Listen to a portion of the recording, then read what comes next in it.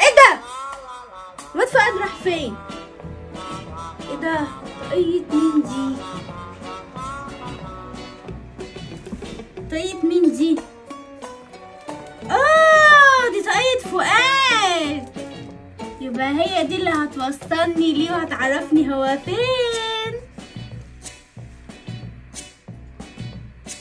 بس كده جيت الجنينه من ورا اختي، كده اعمل اللي انا عايزه.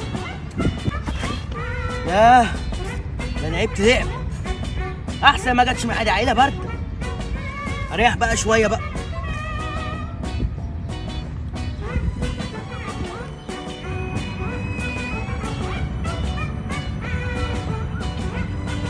كده انا جيت في المكان اللي فيه فؤاد.